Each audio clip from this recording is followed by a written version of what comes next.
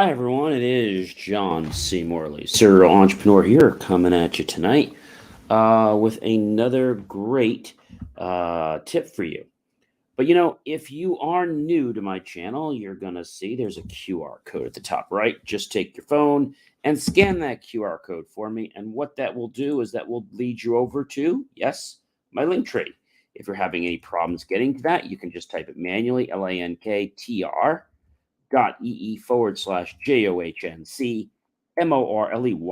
serial entrepreneur, SERIALENTREPRENEUR. And then I'll give you a plethora of all the stuff that I'm involved in. All right. So if you are wondering what we do here, well, every single day we have a completely new subtopic based on the main topic of the week, which this week, ladies and gentlemen, are you ready for the main topic of the week? Our main topic of the week this week, are you ready for it? Our main topic of the week is, yes, what is motivation? Hi there. I believe it's Killer with Knife. I give is your screen name there. You're motivated to kill. Well, depending on what you mean by killing. Anyway, let's get back to what we're talking about today, because motivation is something that is a great thing. Now, if those of you that are coming back, because I have lots of subscribers that watch me back and forth, and also on our PEG public educational and government TV shows, when you watch this stuff, I hope you become like many of my other great subscribers, new people that are here today. Yes, in game, of course. And so, when we think about motivation, motivation tends to be something that guys tend to assimilate with more. Not that ladies or girls don't, but I don't know. I think it's because of the drive in men that they have that natural tendency.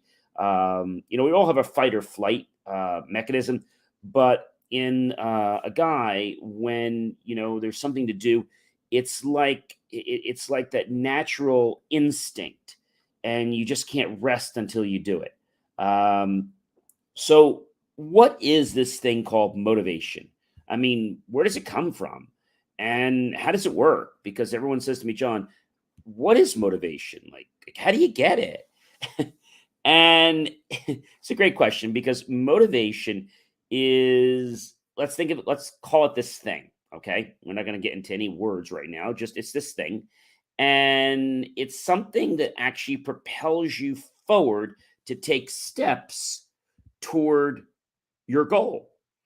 And when you have motivation, it causes dopamine to be released. This is one of the reasons why when guys play games, whether it's baseball, whether it's football, whatever it is, and you're doing something, you have this big adrenaline buildup and a dopamine release in the brain, and that causes people to want to really kill for the win even more. And when we think about motivation, there are some times that people actually get demotivated. Did you know that? They get demotivated because what they're doing is they are listening to somebody else, and the language that's coming out of their mouth is actually causing them to become less interested in achieving a goal, playing a game, or what have you. Now, I want to compare a game for a second, but in a good way and a bad way. One of my guests on my national talk show, JMOR Tech Talk, with those of you, if you haven't watched it, you can catch it at jmor.com. We have close to over 3,000 downloads now, and we're on a mission to get to 10,000. When you think about the military or the Navy, right, they kill every single day. Now, they kill on purpose, they kill ethically, and there's lots of rules to it. However, a lot of people compare killing in, let's say, war and combat, which is legal, to games. And they're not the same, ladies and gentlemen. They're not the same. In fact, the Army and the Navy get extremely upset when people compare them in a dichotomy that, well, it's just like that. So when I compare them in a way that they're not like each other, they're okay with that. But if I said, hey, they're just like each other, they're not. When you're playing a video game, all right, and you're doing something on screen, you don't have an semblance of that person. So many years ago, when people were actually, let's say, killing more in the military and different combat, they had these screens and they had these green blurbs on the screen. And people back then were more inclined to kill or to what they call strike a target because they don't like to use the word kill. Kill brings up a natural instinct in the body to say, wait a minute. And what they don't want is people to question anything other than the fact that is this a legitimate target? They don't want them to have any feelings about it. And they want people to almost strike at will when they're told. So they use words like the target's hot or you are ready to engage. Things that are going to just seem a little more neutral than, okay, kill, they might say something like, take the target out. That's okay. But if they were to say the words like kill, that would probably pull people back. Now, they did a study and they found out that with these green blobs on the screen, people were more likely to kill back then because they didn't see the target. Now, with new technology, they're actually making it worse because they're making the targets more humanized. And people see them, they relate to them, and then they suddenly have a pullback moment. So what they're doing now is they're trying to figure out how do they dehumanize the targets again. Now that the intimacy level is becoming close again. See, the less intimate you are, and when I'm talking about intimate, I'm talking about how close you are. No, when we talk about intimate, usually we're talking about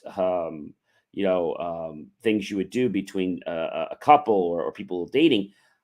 Intimate is a type of space, and so when you are at an intimate level, which is almost face to face or very close, and you get to kind of not breathe on them, but you can kind of like know what they're like.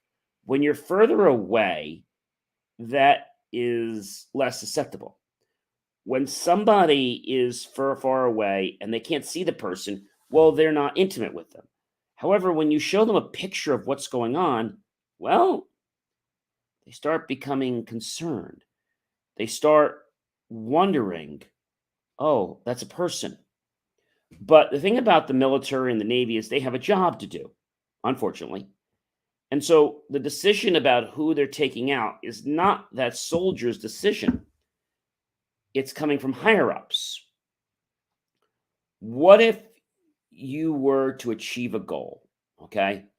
And all of a sudden, somebody else wanted to achieve that goal.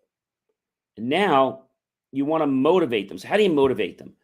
Well, first of all, you have to figure out what is it that resonates with them because what resonates with you and me may not be the same thing, right? We're all very different people. Thus, you can't motivate somebody based on your criteria if it's not something that they're going to align with on their values and it's going to propel them forward, right?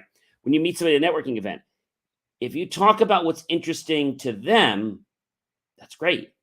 But if you just talk about what's interesting to you, they might be polite and appease you, but they really aren't interested in your conversation. Now, when we think about motivation, motivation has to deal with things like a very high level here. We could talk about the brain. We could talk about neuroscience. We could talk about thoughts in the brain. We could talk about psychology. We can talk about commitment. We can talk about how to make a habit, right? A feeling. These are all things that actually drive someone to do something. So let's say, I don't know, you're motivated and tomorrow you want to make $1,000. Okay. You just got out of college, you want to make $1,000. What's going to motivate you to make that $1,000? Well, maybe you're saving up and you need that to get a down payment on a car so that you can actually take a car off the lot. Maybe it's a more expensive car. And the average price for taking cars off the lot, the more expensive cars, are anywhere from $1,000 to $5,000, $10,000 with leasing a car. Thus, what motivates you to get that $1,000 is the fact that you want that car. You want that car because of how it's going to make you feel. Other people, ladies, gentlemen, they're going to look at you in that car and feel that you're really something. So that's going to propel you forward. And now your body feels what it's like and it wants to feel it more. But how does the body feel it when it hasn't already felt it? Yeah, that's a great question.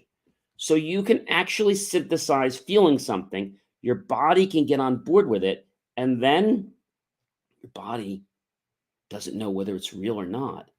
It just knows that it wants that feeling again. It loves that natural high, that natural dopamine that rushes in your brain. Motivation. We're going to talk about this all week till Friday. What motivates you every morning to get out of bed?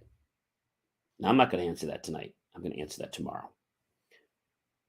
I want to know from you right now, if you wanted to do something and you weren't sure you were going to get it done on your own, who would you ask to motivate you? Would it be your best friend? Would it be your mom and dad?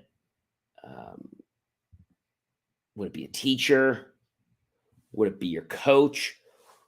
Who is it that's going to motivate you? And so, how do we make those decisions about who we're going to choose? We're going to talk about that also later in the week. I want to just give you more of a high level of what's going on this week. We're going to be talking about all the ins and outs of motivation because I realize when somebody says, well, you got to get motivated, what the heck does it mean to get motivated? You just stick a cartridge in, or do you just download a file and I'm motivated? No, it doesn't work like that. Motivation is the stuff, I'm going to call it stuff, all right, that causes you to move toward a goal or away from the goal. So you can be positively motivated and you can be negatively motivated. What do you mean by negatively motivated? Well, that means that something is getting into your system that's making you feel less interested to do that. For example, maybe you're going on a date and you learned something about the date and you just said, oh, I don't want to go out with that person. So that demotivated you. It made you give excuses like, oh, I got to go out that night. Or, somebody asked you to do something like, I'll get back to you. Well, are you free Saturday? I don't know. Not really sure. I asked somebody else a question many times and they give you the answer, I'm not sure. Or you want to do something nice or somebody say, hey, I want to take you out to lunch. And they come back and they say, I'm not sure if I'm going to be free at all. So when you get somebody that says that, what that really means is they're superficial. They are not willing to become a friend. They're just willing to be an acquaintance. They're waiting to hang on the sidelines to see what you can do for them, what you can do for others, and they want to enjoy the show, no pun intended. Thus, motivation is going to give us a nice, long, fun, exciting, thrilling ride this week, and I hope you're buckled up for it because it's going to be an amazing week. We have just started to scratch the surface on what this is about. But ladies and gentlemen, that I will be back. Do you know when? I'll be back with you guys on, when do you think? Tomorrow. All right. It's been great, ladies and gentlemen. Please be sure to like, comment, support. And if you really love the content, go to my YouTube channel, John Morley Serial Entrepreneur. Look for the key phrase, help keep our content free. Below that, make the choice to buy my team and I a cup of coffee. We'll be so grateful. Those pennies, those dollars, we'll invest into new hardware, new technology, new equipment, new software, new staff, and even new facilities to give you the most jaw-dropping motivational content. I will see you guys tomorrow.